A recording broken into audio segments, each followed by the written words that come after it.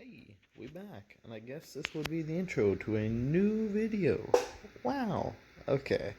Well, I'm doing a bk2 dash in my bk1 car, my 2011. So I picked up a aftermarket stereo fascia so I can run an aftermarket stereo.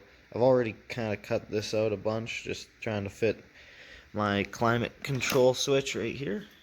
But I think I'm going to try and cut this whole window. I'm going to try and basically mount this switch into the bk2 fascia panel there. We're going to see how this works. It's going to be step one is building my new panel. God damn, I've made a mess. Okay, so using the Dremel, after many hours, I butchered this side. Took my aftermarket stereo fascia and I have inserted it in here. So, after so much work, there's what's left of the center trim. The other trim's over there. All this bullshit on the floor. Ketchup chips, the best. I have the initial stage of my new trim done.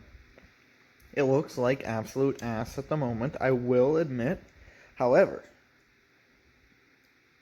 once I get some finishing done, why won't my camera focus, goddammit? Once there's some finishing done, you won't be able to tell any of the seams. They're all plastic welded, which again,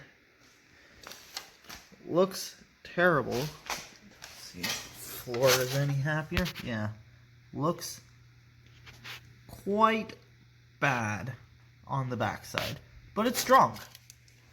Like,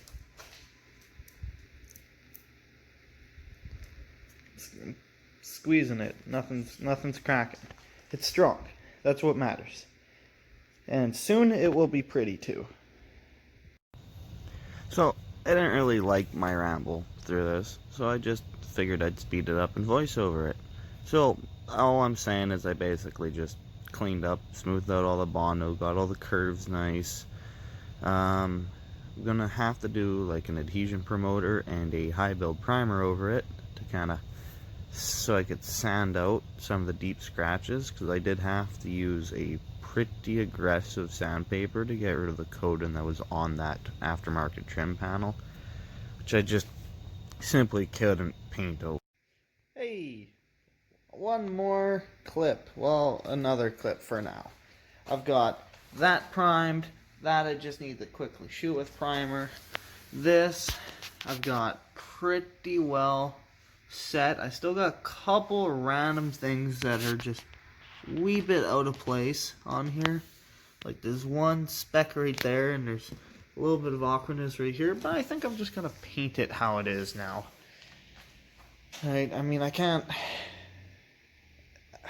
Like, if it looks like complete shit when I'm done, I'll go back, I'll fix it. Like, oh, I should probably mention, boring, we're going matte black.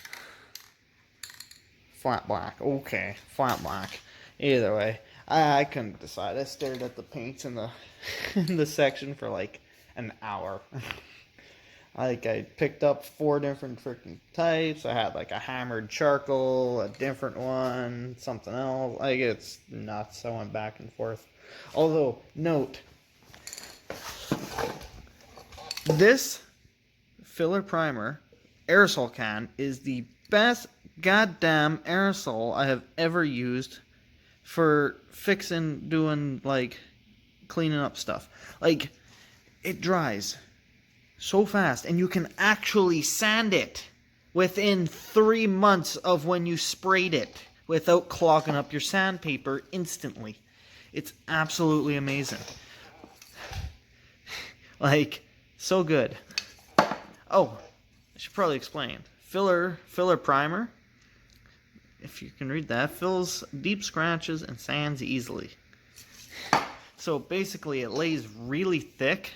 So if you've got a scratch, it fills in the scratch and beyond. And then when you sand it, you can still see the scratch after you spray it. But when you sand it, you actually sand everywhere kind of because the scratch is a low spot, so when you're sanding it, you don't actually hit the bottom of the scratch, just the top edges. And so you can actually take that whole layer down towards its level, if that made any sense. It's kind of hard to describe. But it basically fills them in, and then you can sand them smooth. So that's what I did over there. There's like 4 layers of that. There's 6 layers of like like this glaze basically on there, which sands really easy too. It's like there's no 2-part for that, so it's just on, which kind of sucks because it takes a long ass time to dry compared to regular Bondo, but it sands so easy. Like, makes sanding so much easier. It's stupid. Hey, look, they're black. The three pieces of the center section. Now, it is matte. Don't mind that it's really shiny at the moment, because it takes a minute. But while it's shiny, you can actually see how smooth I actually got it. So it appears to have filled my pinhole over here, which is quite pleasing. Over here, a little bit of waviness right on that edge, but in here, it's all, ooh, there's a little wave right there. It's all pretty smooth, but that nick is still there. There's a little nick there. There was a spot right here, yeah. And then there's a spot right in here that was kind of annoying me. You can kind of see it. Now this stuff I never did any work on, so it was all smooth. Although I did filler and wet sand it anyways. But there we go.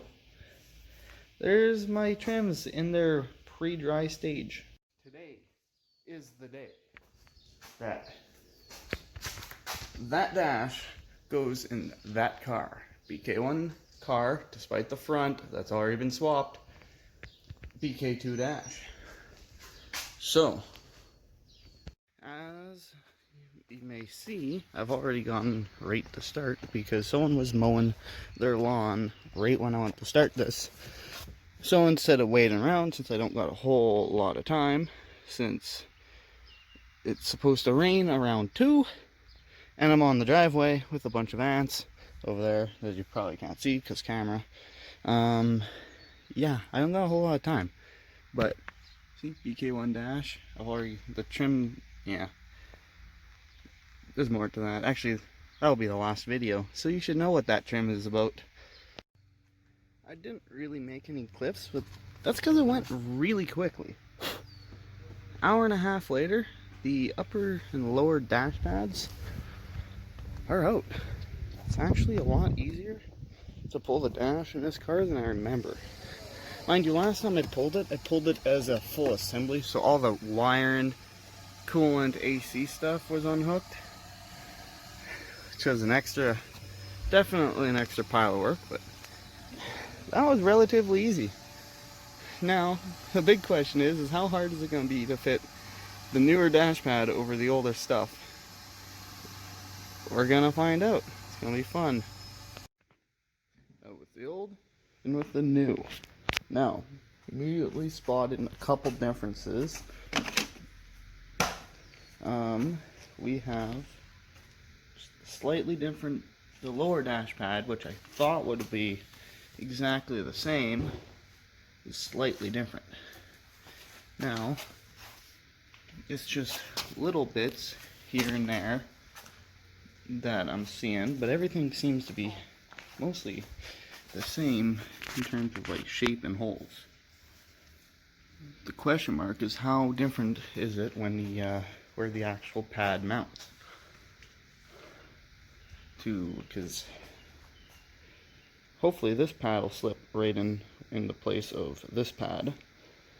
I also gotta figure out if the vents on the bottom can be are the same, or if I have to transfer that. Same with the airbag that's inside there. See if I gotta switch those out as well. Hey, Garrett. Hey, look. Boing! Oh. Bling. Blow into it. No, you gotta blow it like a man. Blow it then. Blow it.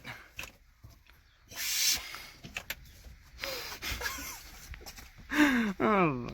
As you can see, first issue putting in the new dash is this center section right in here is hidden. There's a support on the crash bar behind it from the other dash. I'm just gonna use the Dremel and zip, zip, zip, zip it out. Yeah. Yeah, so the Dremel was quite loud and annoying, and I figured no one wanted to listen to that for 45 seconds, so I doubled the speed of the video and I'm voicing over it. So it's just cut, cut, cut, and cut.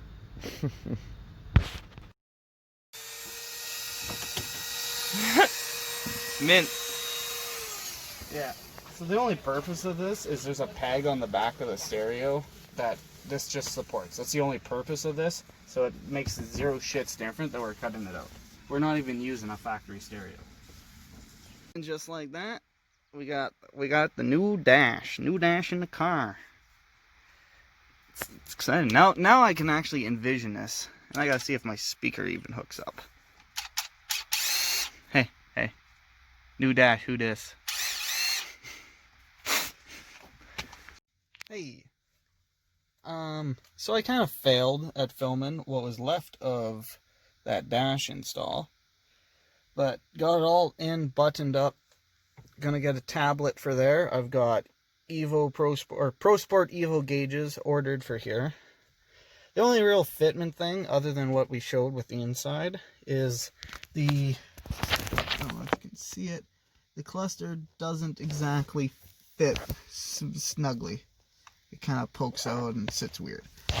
But otherwise, because this top piece is different, it all fits. Like this all fits together the same. These switches are different, but that's about it. Like,